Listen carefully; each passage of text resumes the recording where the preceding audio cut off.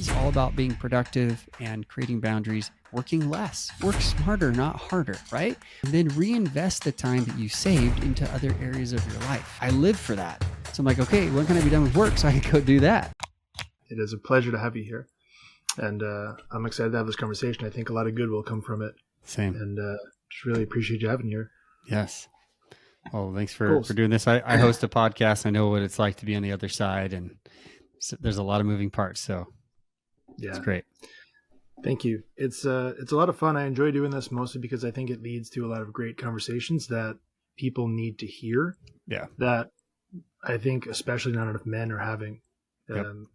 Around the topic, I know for you, the topic of marriage is a big one, right? Because you wrote the book, Marry and Grow Rich. Marry and Grow Rich, right? Where'd that idea come from for you? Was there a point in time where your marriage was not as strong as it should be, and that was kind of the emphasis for that, or like where did the spark come from there?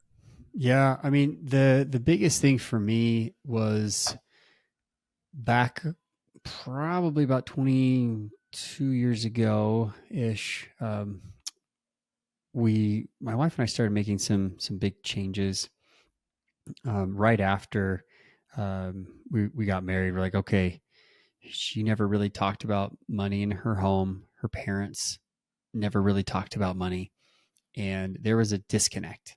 I saw that disconnect. So really, like the first week of our marriage, like, let's sit down and let's talk about money. And she kind of, why this is dumb, and now she's the one after 2 decades of doing this. She's like, let's sit down and let's talk about money this week. So I saw it in my own personal life, but really from my own family of origin, my parents had a great relationship. They loved each other. They got along great. But what happened was I saw a lot of stress around money. They argued a lot about money, and then we were able to really kind of pinpoint, my wife and I pinpoint where this was coming from. It was coming from my own home, and it's coming from her home. So like we wanted to make things different, and so we really made a good faith effort. And I was a financial advisor. That kind of brought me into the industry of like, I want to help other people. I want to help other people have this, a better relationship with money. And it stressed my dad out a lot. And I saw her parents get divorced. And so it was really weighing on me. And so I started helping people, only to realize that a lot of the help I was giving was products and services. And I wasn't really helping the root causes of relationship problems, psychological issues with money, maybe even managing their time well enough. So I went on a pretty good hike, academically speaking, and I did a master's in psychology to understand the psychological components, and I did a PhD in family and human development to really understand marriage and money. And that was my dissertation. And so the reason why I write the book, Marry and Grow Rich, is so I can finally get out everything I've learned over the last 20 years, personally, academically, working with thousands of coaching clients to really help others to not have to do what most people do. And that is just kind of lump through it and make a whole bunch of mistakes. And I want to help people. I wanted to honor you for doing that, because I think it's a tremendous give back to the community, and that solves so many problems that a lot of people, like you said, kind of just ignore and push to the side and lump through there and figure out, it'll be fine eventually. Right. And at least for me, personally speaking, I think some of that came from ego and pride. From, hey, I'm supposed to be the provider, so I'm going to provide. Right. And there's always these situations, especially as an entrepreneur, where sometimes things are a little bit unpredictable, and you get into a scenario where you're like, hey, I'm not sure how we're going to cover these bills. Like, what do we do? And rather than say, hey, babe, here's the situation, this is what we're up against, and have the conversation up front, right? You tend to hide it because you don't want to stress them out. Mm-hmm. And I found myself in that situation a lot, and I'm sure I'm not the only one. But what wound up happening was I wound up causing even more stress, because then it's like, hey, I'm hiding something from you. I have to be dishonest with you, and it's not malicious in any way, right? You don't want to stress them out or cause a fight. And then what happens is you wind up doing it anyway, rather than just trying to team up and tag team it together. Is that mostly from, as a man, you don't want to feel like you're incapable of providing, or is it the ego and pride hit? Is it just a lack of communication? Like, where do you see that stem from the most? Yeah, no, great question. So, the majority of my clients were business owners and entrepreneurs. And so I started to kind of follow this path of what's at the root. Well, why are couples fighting about it? Why are they not on the same page? And I remember having this conversation with a young couple. They made a lot of money. And the wife's concerned, like most wives, have kids and the family, and she's staying at home and raising them and, contributing to the family that way was, well, hey, I want to see some consistency, right? Because us entrepreneurs, like, we're going to go tackle the world. We're going to go, yay, do all these things. And like you said, there are times where, there's hills and valleys sometimes in that income. And that was her main concern. So we created a plan, and they paid me to put together this plan, and I was working it with them, only to have them come back in not once but several times saying, yeah, we didn't really accomplish anything, we didn't really do anything. I'm like, these are all the things you need to do. I can't literally do this for you. You have to go put these things in place. And then finally one time I watched them walk in. She slumped down in the chair with a newborn, and he was kind of, I could see he was a little bit bashful, but kind of, I don't know, trying to justify what just happened. I'm like, oh, something happened. And so I started asking about some of the things I've asked them to do. And she's like, tell them what you did. I was like, oh, gloves come off, they're coming off. And he's like, yeah, I took all that cash that we were supposed to put in emergency funding and have your cash flow solution. So we have, some of these things we set up, but I decided to make an executive choice, and I bought that truck outside, $50,000 worth in cash. And I was like, okay. And I'm like, I get it. Like, you can justify, well, that's a wise idea to buy with cash, and that, better than going into debt and all these things. I'm like, yes, that's probably a wise idea if you already had these other things in place that we talked about. So his wife obviously was not very happy, and he did it without her, approval. And I thought, this is crazy. Why would you do that? And it really comes down to some of the things psychologically that are going on. I just didn't get it. Some people's relationship with money is just different. So the reason why couples fight about money, why it's the number one cause of contention in a family, why it's the longest lasting of all arguments, even more emotional than sex, is because it is in our psychology. Like, it is stuck with us. So I had to do a lot of training, and now I help people understand, well, what's your relationship with money, husband? And what's your relationship with money, wife?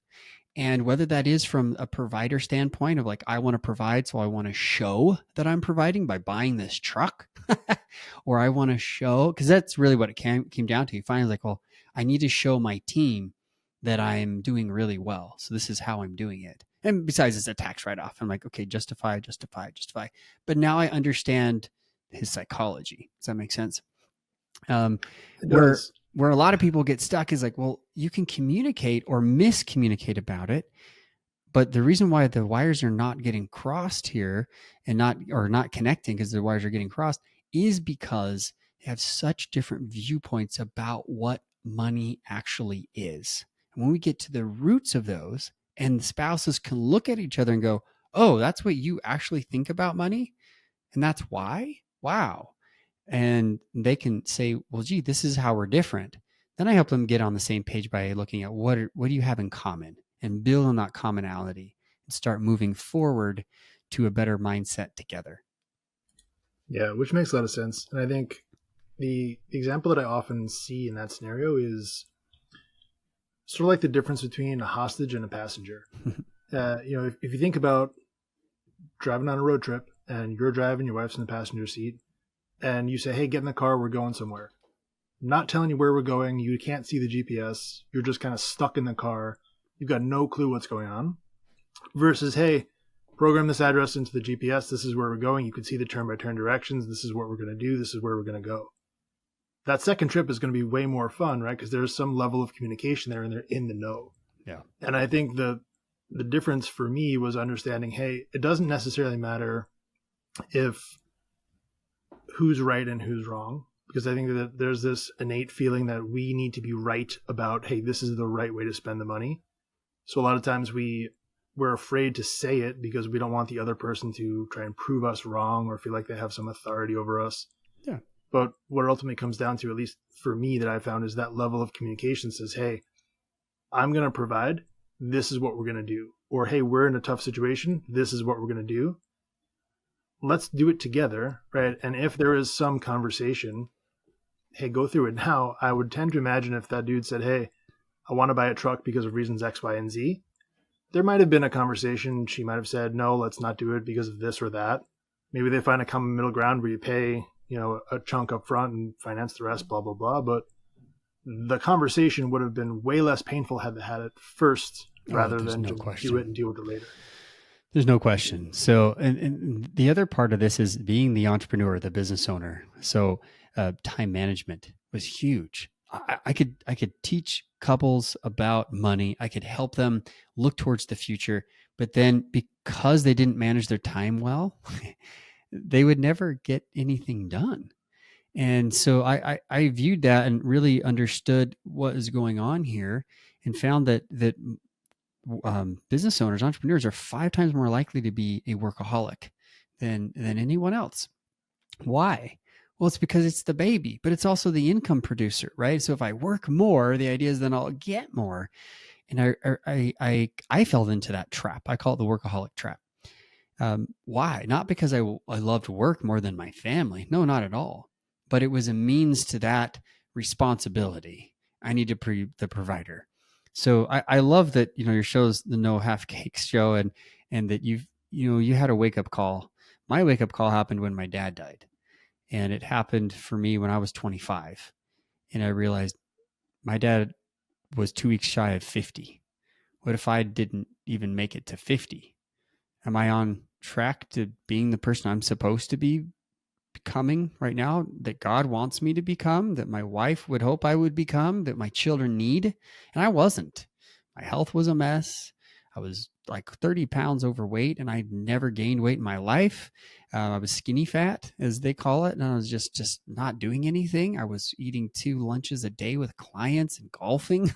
That doesn't cut it. And I wasn't being there for my wife. We weren't dating like we should. I wasn't really being there for the kids' stuff, and I could see them already starting to grow, but I was like, oh, I've got plenty of time, right? I'll make it up to them later. Justify. And when that experience came, and it just slapped me straight in the face, it was a spiritual experience. God telling me, you need to make major changes. And we did. And my wife helped me. And I realized that I can't do this alone long term. We need to help each other.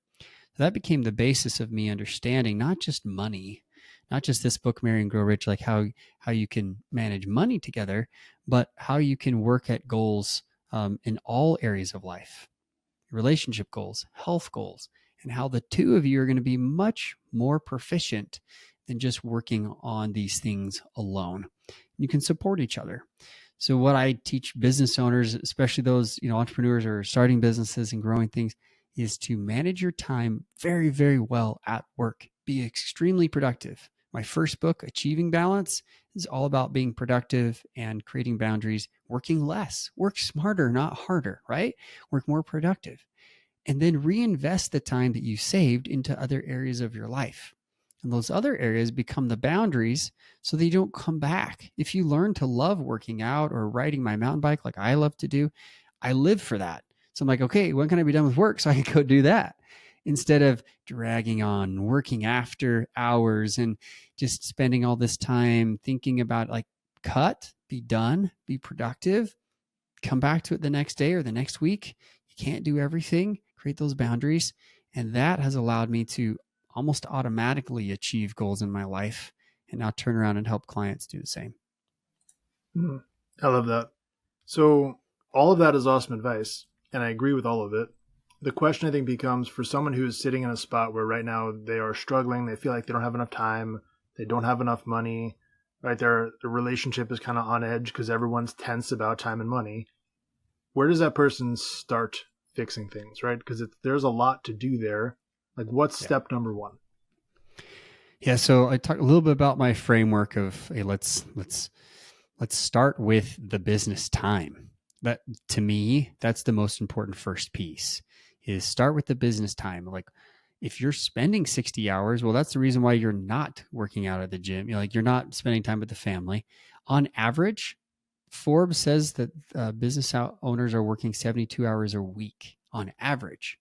I've seen as much as 120, which is crazy. But it was 120. I don't know when they eat. Like, it was absolutely really, really, really difficult to understand what was happening there. Um, but on average, it's probably around 60 to 65. If I'm looking at all my clients who begin, there are some that are kind of up in the 90. So start with the time and ask yourself, what are the 5 things that are most important every single week that I do? 5 categories of activities. Stay in that zone. I call it the work sweet spot. Just like hitting a baseball, there's a sweet spot in that bat or tennis racket or hockey, whatever it is that you're doing. There's a sweet spot.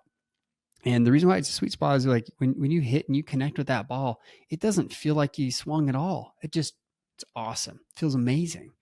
Well, that's your zone of genius. That is your most productive area, whatever you want to call it. And if you spend 80 to 90% of your time working hours there, not only going to be more productive, but you're going to feel more energized. So a lot of people talk about time management, and which my first book is all about that, but there's the energy management.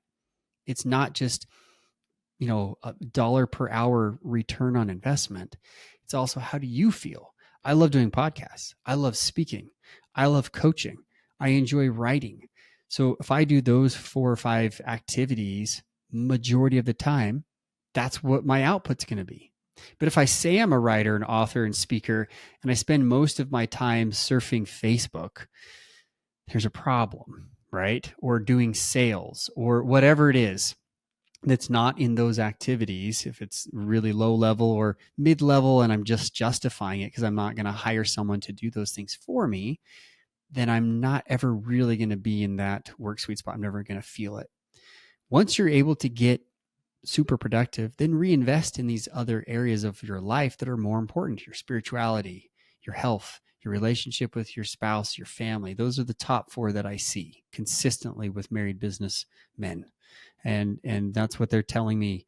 And so then that allows you to really begin making that effort of time. When people come back and say, Travis, I can't do that, like, it just doesn't make sense, then there's usually a fear, a block, some belief systems that they're holding on to that they just can't let go. They're afraid of something. And so that's where we'll usually go next. Is there a case to, even before you get into figuring out your work sweet spot and your 5 tasks of work and that part, to zoom out and do, like, hey, the conversation you had with yourself after your dad passed, to understand the fragility of time as a whole, right? And understand, hey, I may not even have the rest of today. How do I want to spend it, before you start looking at the work and the home stuff, just to understand time as a whole? Do you think that's an important conversation to have first? The most vital.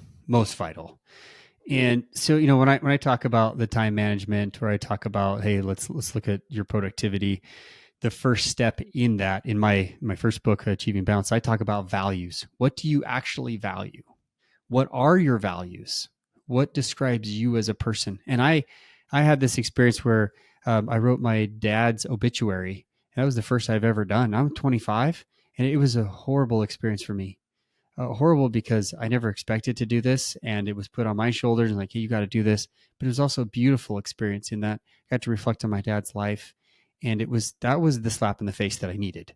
So I actually have all of my clients, before they do anything, start there. So yeah, I said time management, but that's really kind of the piece that gets them motivated. They're motivated now by their internal values. They don't need a Dave Ramsey or Tony Robbins or a bunch of motivational speakers in their brain all the time, rah, if they have the internal values that are driving them forward. That's the internal motivation that we need. So once they have that kind of really a come to Jesus talk, right? Come to your own, life purpose talk, and they can look at those areas, Then we go back and say, well, that's your motivation to be more productive at work. That's your motivation to get out of the office, be home, and do all these things. So I really appreciate you brought that up. And then, again, if they're struggling with the implementation, it's typically a psychological issue. There's some kind of fear, some kind of block that they're struggling with. And then that connects the two. That's when the spouse comes in and says, how can I help? How can I support you with your goals? How can I support you with your time?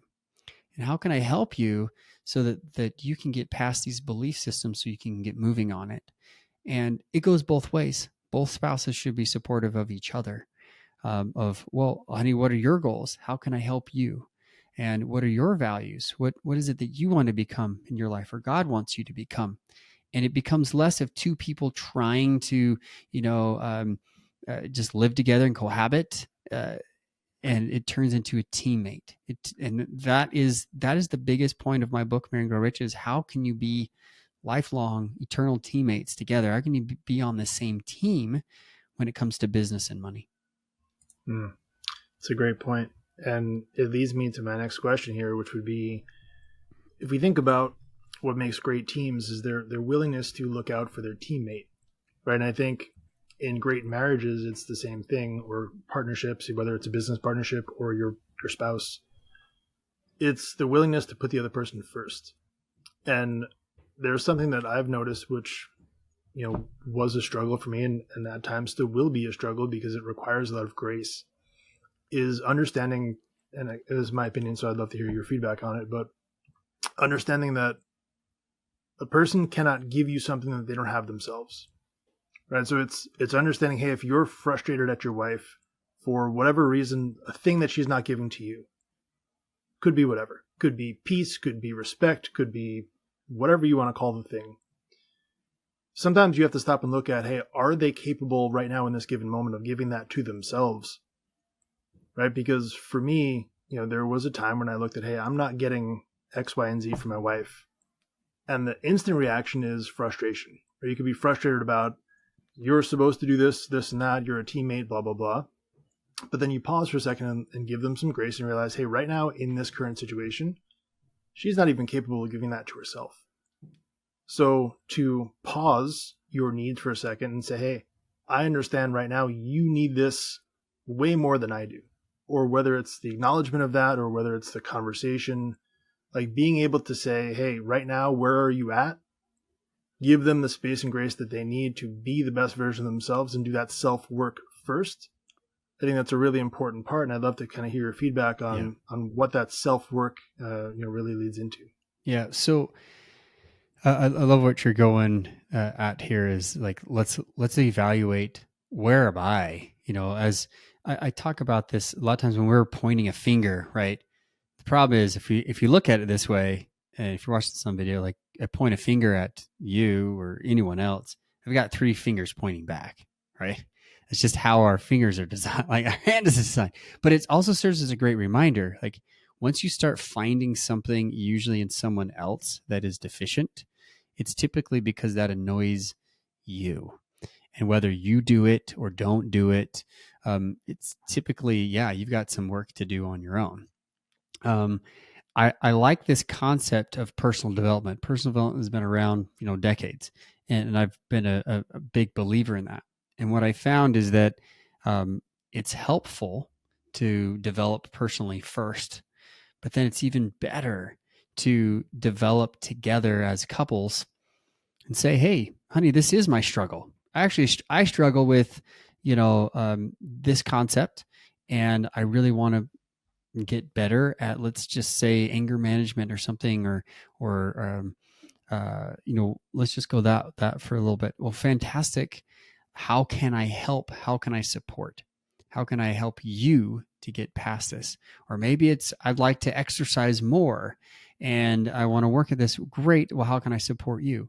So I like the concept of not being nitpicky, because when you nitpick, we look at apes. Apes nitpick the whole actual issue. There is they actually pick lice and bugs out of the fur of their family, and like, do we really want to be doing that?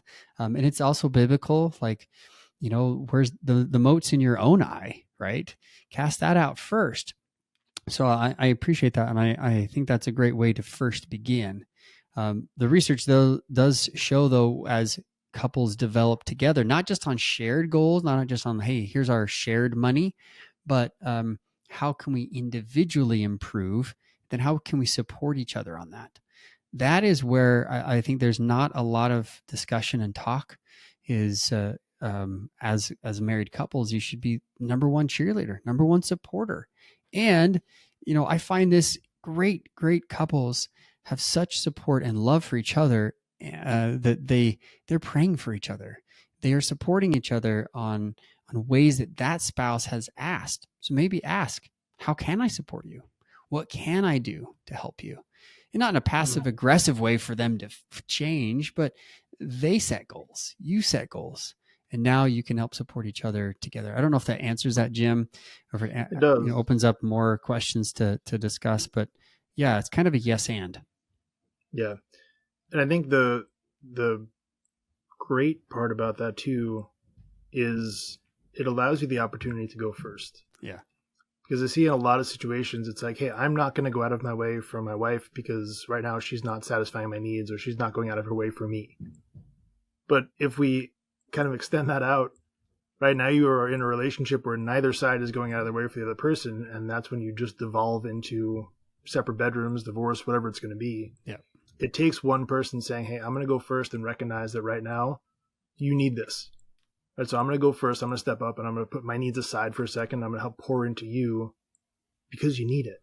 Yep. And it's this selfless act that winds up becoming just the Kickstarter to a way better relationship. I couldn't agree more. And again, those believers, they understand giving is much better than receiving. The more you give, I don't believe that marriage is a 50-50 at all. I believe marriage is 110. Each spouse has to give more than enough, because there are going to be days where we come up short, and those days that you come up short, the other one's gonna have to fill the cup, right? But we're not alone. I think God's in this relationship with us. He wants us to succeed. He wants families to grow and develop, and those children to grow into great human beings that can help the world and be bright spots. So I really do think this is that marriage and family is, quite honestly, the most important thing that we do in our life. It's not really our business. No, Yeah. I happen to be somebody that's helping people with marriage and family. And so I'm like, well, that still doesn't make me better than anyone else. All careers help each other. Like, I hate that. Like, oh, my job's more important than yours. No, not really. I grew up in a plumbing family. When your plumbing doesn't work, who do you like? It's not a great situation. When does it Yeah. normally happen? When you have guests over and it's a holiday. Like, so, my dad was a savior to a lot of people, helping their life run and their household run a lot better because they didn't know how to do it themselves. And I saw that firsthand. So I believe we all work together on that. But that said, the most important work I will ever do will be in my own home with my family. And it's not just being a provider monetarily, it's providing an opportunity for them to grow physically, spiritually, mentally, all the ways that they need to become someone ready to take on this world, quite honestly, to then become a spouse and start their own family. So I really do view it as a spiritual responsibility. Yeah. And what some you said there made me think of a great question here is a loaded question, obviously, but who's more important to the husband or the wife? Right? Because, I think in a lot of relationships, a lot of times we tend to have this struggle between who suffers more, who struggles more, who's busier, who's got more on their plate, who's the head of the house. And it's this power struggle that doesn't need to be there. Right. Where I think one of the better quotes I've ever heard was, kings have a responsibility to protect their queens because queens can make moves that kings can't. Yeah, that's true. And it's a chess reference, right? But Yeah. it's really about the dynamic between husband and wife. And it's not about, hey, I have to physically protect you because you're incapable. Mm. What do you protect? You protect things that are worth protecting. Yep. Right? So there's this dynamic between, hey, I value and appreciate you, and I'm going to lay down my life for you. I'm willing to surrender for you because you're worth that to me. It doesn't make me more important, doesn't make me a priority. Now, I think the priorities are going to shift over time. Right? There's the difference between the head of the house, the heart of the house. The woman makes the house a home. Right? There's a tremendous amount of difference there. So I'd love to kind of hear your take on Yeah. who's more important. So this is a question that I ask at the very beginning of my book, Achieving Balance, of like what I ask myself, what's the most important thing in my life? I have 10 areas of life, and I know every coach has a different view of this. Maybe there's only 4 or 8 or 7. I don't know. It doesn't matter. But I came up with 10. And I have a game that I play with all of my clients, and I did for myself. And I attribute this to Doug Carter, who was a coach of mine. And he called the prioritization game. And what we do is we pit all 10 areas against each other by saying, here are the top 2 areas. And if I could only have one, not what's the most, what's the chicken before the egg? What is it that if I only had an hour, who would I spend it with, or what would I do? Right. So if I only had 2 to choose from, and then we go down the entire list and we actually rank them. For me, my relationship with God is most important. Second is my physical health. Then third is my relationship with my spouse. Fourth is relationship with my family. And I go on, and it's career and finances and friends, and I go on with all 10 areas. But the reason why I mention this is because I think it's going to be different for every single person. However, what you are saying is, you're not necessarily saying priorities in life for an individual. You're basically saying, who's the most important. I think God really made this clear when he spoke in scripture, saying, hey, husbands, be willing to give up your life, as you referenced. Be willing to give up your life, just like Christ gave his life for the church. Okay. I love the king analogy. I love this idea of protecting, your home as your fortress, as your castle. And I play a lot of chess. So I like the idea of, queens can make moves that kings can't. However, once the king is captured, game over, right? So but it's just a game. So if we take an analogy too far, maybe it can get convoluted. But I don't think one is more important than the other. I think they're equally important, but we have different roles. And this is where society really is messed up right now. Really, really messed up. Because quite honestly, the husband should be the provider, the protector, the presider in the home. Scriptures are clear about that. Mothers, and again, I'm not saying male and female, or guy and gal. Like, I'm saying fathers and mothers. Mothers have the natural ability to bear children. It's something that we cannot do. Sorry, crazy media. I don't care what you do to your body. You are physically not born with that ability as a male, as a father. You cannot do that. So women have this connection, and that is their role. And because of that, there is a lot of research that shows that children, especially young children, they're more attached to their mom at first, for life, for sustainability. And women, they have oxytocin that gets released from their brain that connects them with the child. However, Jim, you and I both know this as being dads. When that child is born, it changes our life. It literally changed my life when that first child, my little daughter, was born. And yes, I could feel the moves on the outside of the belly, and my wife could like, oh, it's moving, come check it, and that's all fun. But when that sweet little baby made her first cry or first laugh or first anything, it changed my world. And it's because there's a chemical, a hormone in our brain called vasopressin.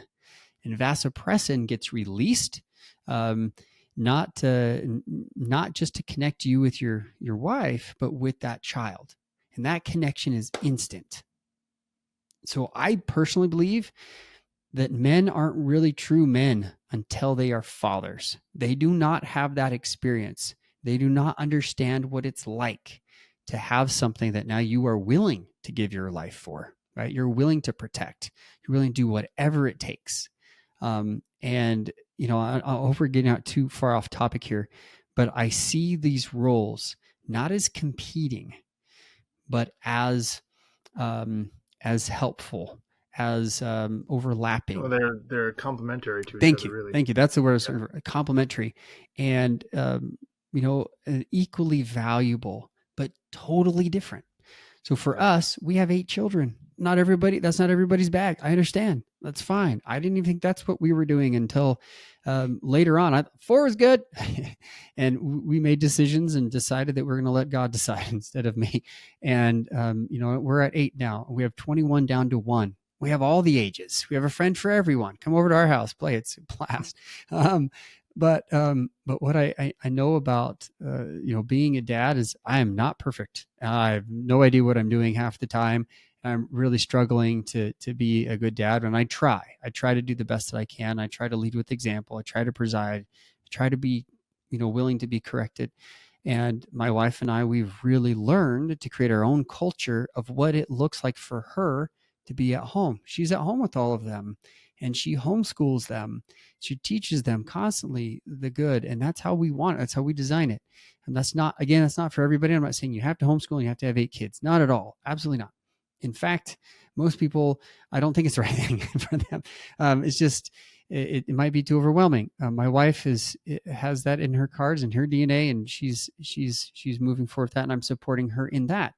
What I don't believe should happen is that the spouses feel animosity, jealousy, um, discontent, whatever, between those roles. That usually means that, oh, I'm jealous of you for, she spends a lot of time with the kids. That's wonderful, but that's what she should be. That is her role, right? For me, there have been times where she's like, maybe I should get a second job because your business is up and down, buddy. And I get it. That's an entrepreneur roller coaster. But she supported me in that long enough to know that if she does support me, she continues to love and be patient on that it will pay off. And the payoff is incredible. And as a male, and as a father, it's that connection, that vasopressin connection, that hormone that keeps me connected to my children. And I've got to continue to provide for them. And if anything, for me, having children has motivated me to work hard, but to be productive. Because if all I do is work 120 hours a week, I'll never see my kids, even if I work from home. So I hope that makes sense. I know I've kind of gone on a little bit of tangents here, but I think the real important part is that those roles are different but complementary, and they're equal but not the same. Yeah. And I think as a society, we've put a lot of pressure to compare the two. Right? We don't, as a society, tend to say the mom who's at home, who literally, if all you ever did was give birth to a child, that is way more miraculous than whatever I can do in the business realm. Okay? But we don't give glory to that as much as we should, not celebrate it. Amen.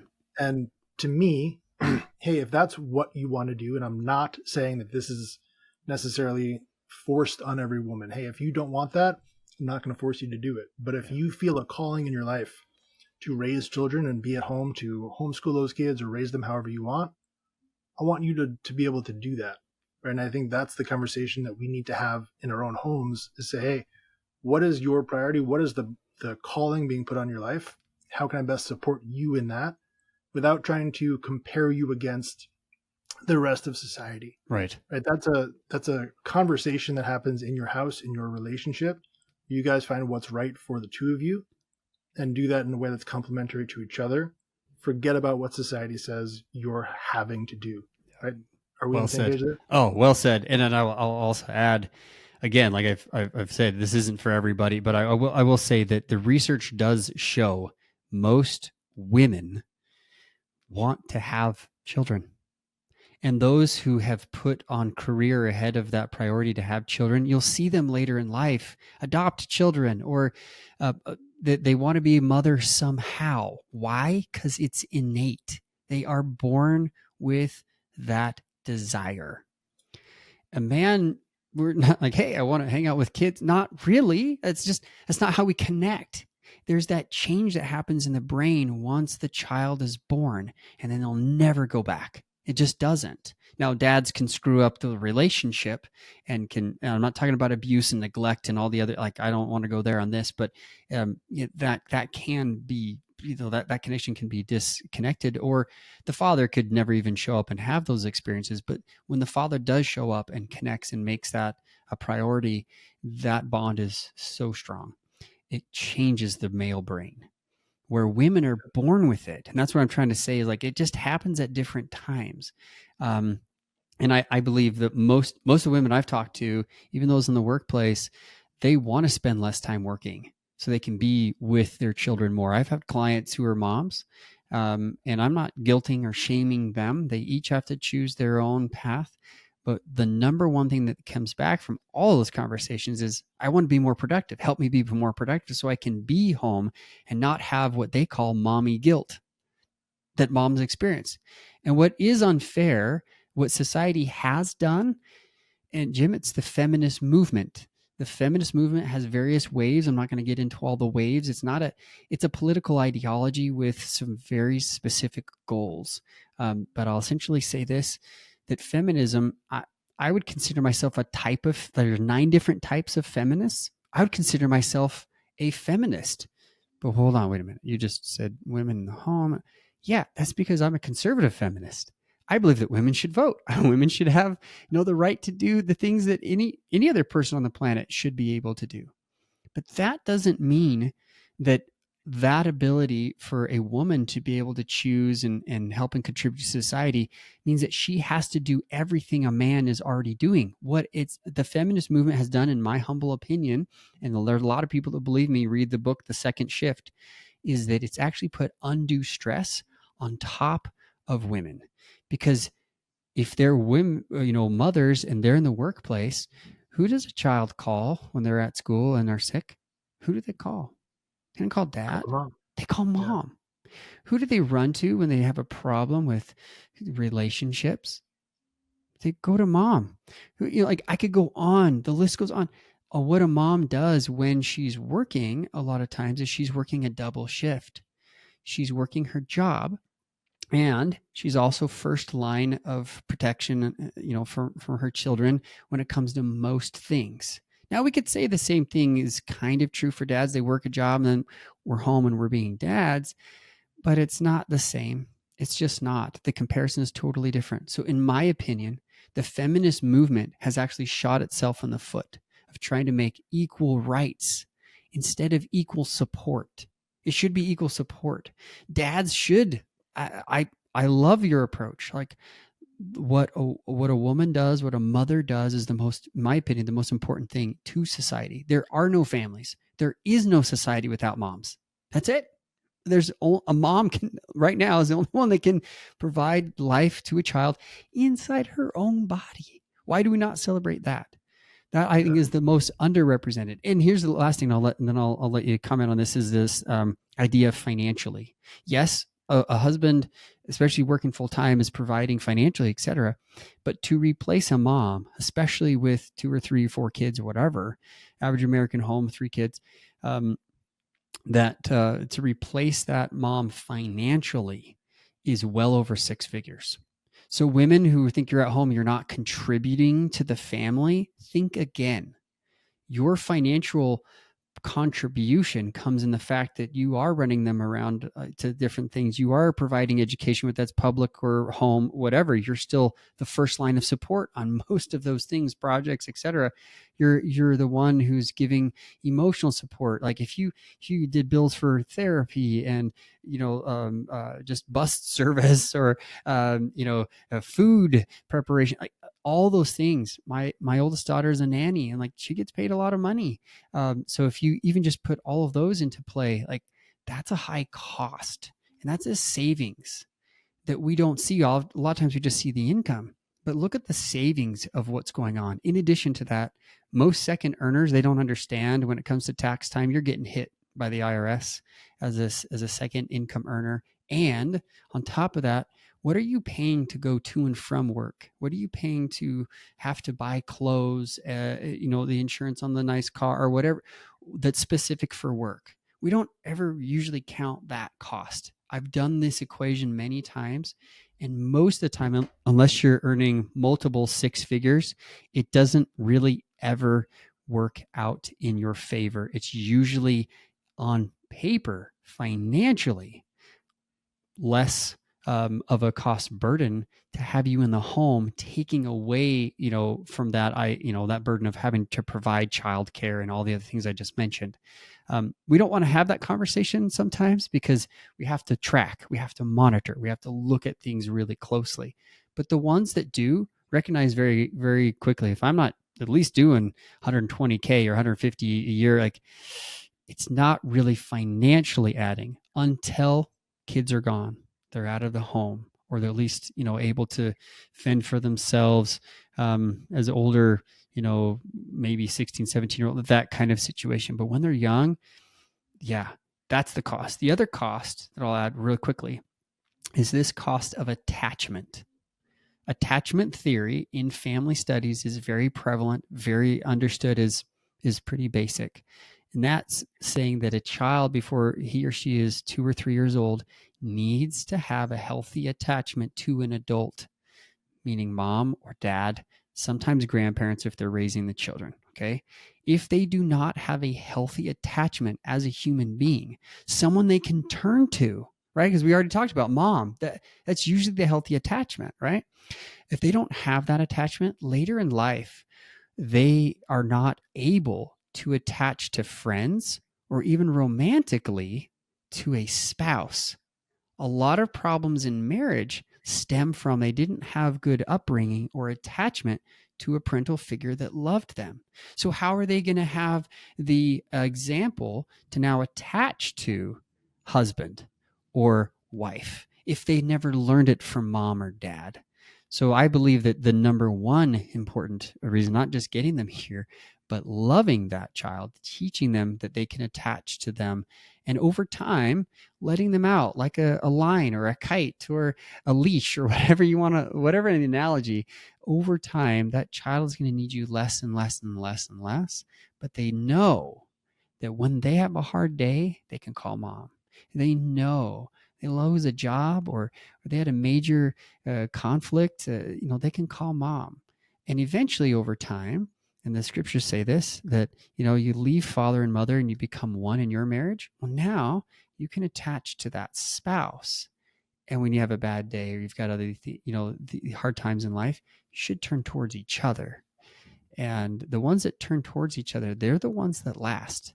The ones that actually turn away and look to the world for answers and social media for answers, they don't last. So I do believe that not only financially, but emotionally, attachment wise, wow, we need families to be intact. We need good families and understanding that the roles are different, but so, so valued. Yeah, I agree with all of that. And I want to go back to something we talked about earlier about feminism and where that comes from, because I believe there's a really important part there where men need to go first. So what I want to say here is this. To me, and I've not studied the topic in depth, so if I'm off base on this, feel free to correct me.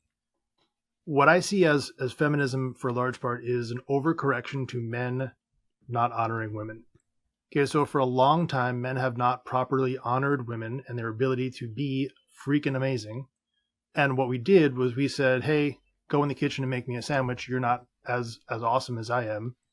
And what happened was they said, hey, we are actually awesome, sometimes even more awesome than you. And we had to overcorrect to now try and balance the scales. And I think it goes back to us as men standing up first to say, hey, I'm going to honor you because you are worthy, not because I have to by law, not because of whatever else, but just because, hey, I'm going to go first. I'm going to honor you as a woman because you are capable of all of these freaking amazing things. And we're not comparing your capability to mine. We're not saying who's better, who's more important, but we're honoring you for who you are. And I think if more men were to stand up and say, hey, I'm going to give you honor and be honorable men by honoring the women around them, we would have a much better relationship with each other, because it's not this overcorrection where we have to try and force things to be a certain way, but that requires us as men, as fathers, to show up and set that example and be willing to go first and not worry about, does it make us look feminine? Does it make us look weak? Does it make us look emasculine, right? We got to show up and be willing to do that stuff first and set the example, because guess what? there's another generation of kids who are watching us, how we treat our wives, That's how right. we treat our moms, who are now looking for us as that example. Yep. Right? I've got a son and a daughter. And I say all the time, my son is going to follow my example and my daughter is going to marry it. That's And I right. think about that a lot. Yep. Do I want that? Would I be happy if my son treated his wife like I treat mine? Would I be happy if my daughter was treated like I treat my wife? If the answer is no, I got a problem. Yep. Right? But you got to have that self-reflection and you have to act with integrity and honor. And I think men have to be willing to go first, to step up and say, hey, I got to set the tone. I have to set the standard. I have to be willing to give honor and be the one to go first. Yeah, I like it. There's so much that could be said. I'll say two things. Yes, on the feminist movement, like it really began, long before. But I'm gonna say one of the biggest time frames was like the 50s and 60s, right? It was the be in the kitchen, make me a sandwich type of unnecessary approach. That was definitely not how we again we honor women and see as equal but different, right? But then we had the free love movement in the 60s and 70s, right? And the idea there was, well, we can do anything we want. And women in history, throughout history, have historically been the ones to protect life. They have been the ones to protect virginity. They are the ones who have been to protect, themselves really from society. But when women were drawn into this free sex movement of like there's no consequences because now we can abort or we can prevent ways that are unnatural, like we get into that whole idea that started to mess society up pretty bad. So yeah, you and I, we didn't live through that, but our parents were part of that culture or counterculture, whatever we want to call it, and that set off this new wave. Families started to shrink, family size. The idea of having to get married was put into question. Divorce became no fault divorces, and they just went rampant. And there's all sorts of factors that led up to this. But all along the way, I think you're right. There was an overcorrection because they weren't honored in many realms, and society saw that. But I also think there is this idea that well, I'm going to prove that I can do anything, right? All these glass ceilings in work, in sports, in whatever we want to call it. And I'm with you. There are a lot of jobs, especially out there, that women, they are better at. Back to this book, The Second Shift. What's interesting about those jobs is, let's just say nursing. Let's use this as an example. Most women would rather be a nurse. But when it comes to breaking that glass ceiling, most women don't want to be in charge of all the nurses. They just don't. So a man becomes the hospital administrator more than women. It's just, and if you look in schooling's the same. Most women want to be the nurturing teacher that allows, some time with the kids and teaching them. But most of them don't want to be the vice principal, right? So we're finding that women are saying no. They are saying, no, I don't want that leadership. I don't want that responsibility. I don't want. So society likes to say, well, they've been passed up all these years in these promotions. But if you interview the women and ask them, they're like, no, I had the promotion. I just didn't want to do it. It's not what I desired. And if we really understand psychology, well, that's because women would rather be the nurturing individual one-on-one, helping the one, right? Versus being this leader that is running the organization and now is, more of the masculine type of quality and typography there. Yeah, I think it's important here just to add the footnote of most, right? Or on average. Because there are certainly going to be women who, hey, they do want that. That is their aspiration. Some that don't. And I think what our responsibility here is to say, hey, whatever it is that you do want, I'm going to support you in that. I'm not going to say, I think we overgeneralize things way too much and put them into black or white, right or wrong, whatever it's going to be, because it's easy to then say, I'm on a side, the other person's the bad guy, let me just find the answer. It's often a lot more nuanced. Yeah. So I think for us, it's really just like, hey, how do we find out what's important to you? Let's give everyone the opportunity that they deserve to be the best of whatever they want to be. If you want to be the hospital administrator, you should have the option to do so. Yep. You might not want to be, and that's cool. but you should have the option to do so. Right. And I think that's where we got to really find out those individual relationships and celebrate people for who they are and what makes them happy. If it makes them happy to be one step below, cool. God bless you. Do what Yeah. makes you happy. And I think that's where we really need to get a little bit more individualized with how we care for our relationships. There's no question. I served a mission in Denmark, and while I was there for my church, I it was interesting. I was 20 years old, didn't really know a whole lot, learning a lot as I was going. And what was interesting is the next step in life is like I'll probably go to school, get married, and I noticed that a lot of women were so focused on career, and I made the decision, Jim, right there. I wanted to marry someone whose number one priority was to be a mom, who wanted to be a mom, because I wanted that. So when I was dating girls after that time period, I was trying to find those who had those values, right? And so we're attracted to people of similar values. Birds of a feather do flock together. Opposites attract in different ways, but the majority of time, long term, we actually are going to find someone with similar values and goals. That's what researchers has been showing us. And so when I found my wife and we had these discussions, we talked about it. If she would have said, "Hey, I want to be a hospital administrator, I want to rule the world," I probably wouldn't have been a good fit. That wasn't my desire. So we probably wouldn't have got married. But some people wait until they're married or they're living together or whatever, and they're like, "Well, what do you want to do?" I don't know. Like, have these conversations early on. Also, people can change. Leave room for change. There are times and seasons in one's life. I have friends who all their kids are gone, and the mom who's been there and had 6 kids is now going back to law school, and she wants to pursue a career in something else. Fantastic. I see the husband and the wife supporting each other, and that's the key, as you just mentioned. Like the individual, support that individual, and I'm always going to be about that. So I appreciate you bringing this up, and I know we kind of got on some fun tangents here, and some of these things may be still hanging out. And I'll get a shout out to that book, The Second Shift, if you want to understand what I've found to be very, very helpful in understanding this feminism movement and things. But in my book, Marry and Grow Rich, I really focus on how we support each other. How can we help each other financially? And money is that number one most divisive topic. We brought up power struggles. You brought up role struggles. You got to decide in your home who's going to be the one that's really going to manage the budget, who's going to be the one to manage the business and the investments. And it doesn't always have to be the same person, but that you need to decide together where the money goes, how we use it, and how we invest this so that we're on the same page going the same direction. Because when you do that, you're unstoppable. And the business owner, typically, again, the male, right? The father, if he's running the business, great. He's going to be less stressed at work, knowing that things are taken care of at home. And the wife, the spouse, she's going to be feeling more secure and connected, knowing that, okay, I understand where the business is at, where the income is or isn't, and how to readjust.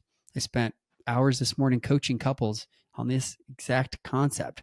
And it's always fascinating. The more that they can be on the same page and communicate about it, the better they are, the better they understand each other and their roles in the home, outside the home, and how they both can contribute.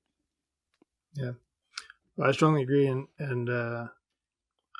I'd like to thank you for this conversation, this time, and we are at the end of our show here. So I know there's probably 14 more conversations and tangents we can go on Easily. to another 6 hours, but where can people follow up with you if they want to kind of dive into some more of that? Yeah, man. So I'd suggest they go 2 places. Make Time Institute. The maketimeinstitute.com is so www.maketimeinstitute.com is where you can find my books, my podcast, everything about me, my speaking, my coaching, etc. If you want to grab my book, Marry and Grow Rich, you can go to Marry and Grow Rich, spelled out Marry and Grow Rich book.com. So marryandgrowrichbook.com. You can get it on Amazon. It's there for $20, or you can go to my website, get it for $4.95 as the ebook and the audio. And I have a bunch of bonuses, some workbooks and some trainings that you can pick up there. So definitely go there, pick it up, and then reach out to me. If you'd like, Travis at maketimeinstitute.com. I can answer any questions, direct you to the right place. But those are the two resources I would suggest. Perfect. Well, thank you again. It's been a true pleasure. And I appreciate your time and all the work that you put in. Makes a tremendous difference. Absolutely. Thank you, Jim, for having me. Thank you.